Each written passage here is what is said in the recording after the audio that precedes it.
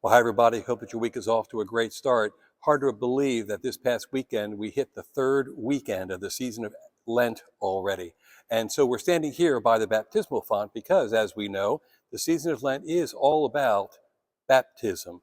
The promises we made on the day of our baptism, where we began to share in the paschal mystery of the suffering, dying, and rising of Christ, that leads us to one day experience new life with Him in the heavenly kingdom. And so, in front of our baptismal font now, you'll see a photograph of the participants in our Order of Christian Initiation of Adults, the OCIA process.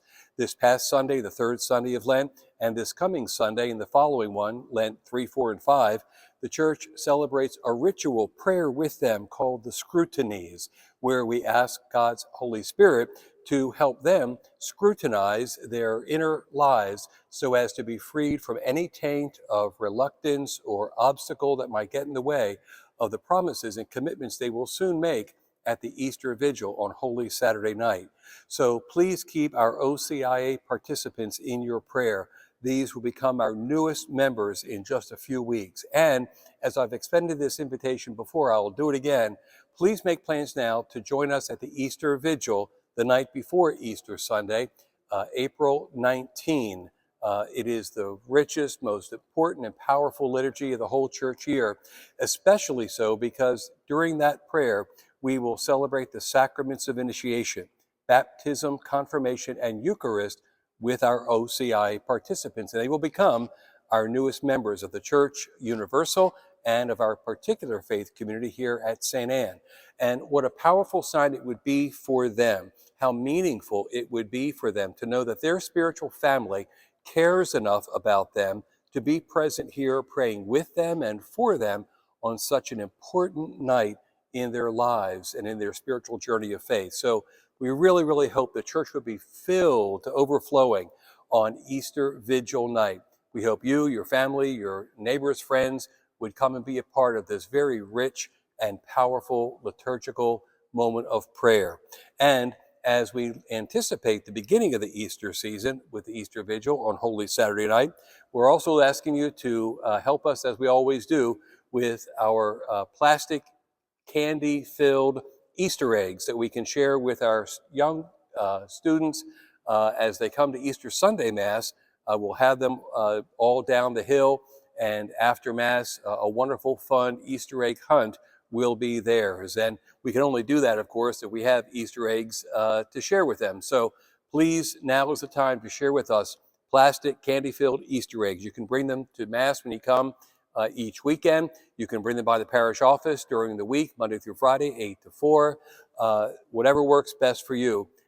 We look forward to sharing with our children just a wonderful, fun opportunity again this Easter. So thanks in advance for your help with our Easter eggs for our kids. And looking ahead again to Holy Week, we have a new opportunity this year in partnership with the parishes of the South Washington County Pastorate to participate in a bus trip to be a part of the Mass of Chrism on Monday of Holy Week, April 14. The Chrism Mass is a really joyful and powerful liturgy that not too many people have ever had the chance to be a part of, unfortunately. It is at this Mass where Archbishop Laurie will gather together with the other bishops, all the priests, deacons, religious sisters and brothers, lay faithful, many of whom are OCIA participants or those who are students preparing for the sacrament of confirmation. And in the course of this liturgy, the Archbishop will bless the holy oils that are used sacramentally throughout the year in parishes throughout the Archdiocese. The oil of catechumens, the oil of the sick, and sacred chrism. So one of the great things about this bus trip is you can be a part of this wonderful liturgy and with no driving involved.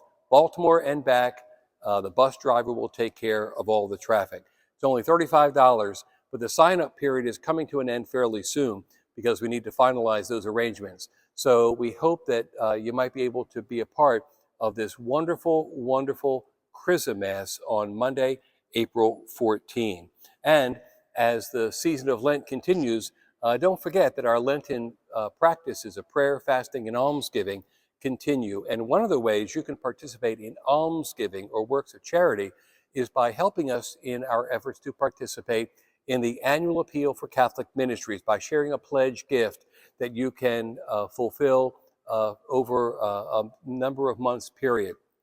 The annual appeal is our annual opportunity to help provide funding for a number of really important ministries, over 100 of them, that make a real difference in the lives of folks throughout our archdiocese, things that no individual parish could ever possibly do on its own.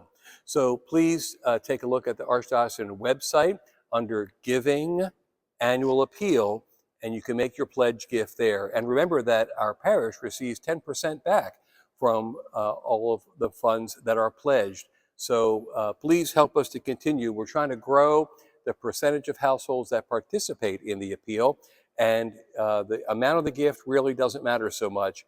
Everybody's participation is what really does. So if you've not yet had a chance to do so, participating in the annual appeal could be a part of your Lenten almsgiving spiritual practice. And also this time of the year is when we start the process of reaching out to identify fellow parishioners that could serve in ministry leadership roles on our parish pastoral council or one of its 5 commissions. In the pews this past weekend were green cards that offer a brief description on one side and a place on the back side to offer us names. You can also offer those names by checking out our flock note messages where you can submit the names as well. Now is the time to raise up, to identify, to lift up fellow parishioners whose gifts and talents could be placed in service in a leadership role on our pastoral council or one of its 5 commissions: faith formation, outreach, parish life, stewardship, or worship. When the names are offered, we'll contact the nominees, invite them to participate in an information and discernment session where they can indicate their preferences of where they might serve, and we'll prayerfully consider where God might be calling them to help us continue to move our faith community in a positive and forward direction. So please be an active part of raising up those names in our pastoral council new member process. And finally, please consider if you are a member of a healthcare profession, career, doctors, nurses, technicians, therapists, whatever form your medical expertise might be. On the weekend of April 5-6, the church throughout the world, as part of the Jubilee Year of Hope, is giving special attention to the sick and those who care for the sick. So at each of our masses that weekend, we're inviting our healthcare professionals to come to Mass attired, wearing your medical attire. Perhaps it's a white lab coat and a stethoscope. Maybe it's scrubs, whatever the form might be. We want to raise up, lift up, and thank our healthcare professionals for the loving service and care they give day in, day out, that is always so strenuous and often stressful and difficult and complicated to do, but done with love and care for those who are ill and suffering. So we want to thank them, and we want to ask God's blessing upon them on those masses, not this coming weekend, but the following weekend. So, as is so often the case, lots of wonderful things going on here in the season of Lent at St. Anne. We hope that you'll be attentive to all of our communication means and be a part of as much of it as you can. In the meantime, do take care, and God bless.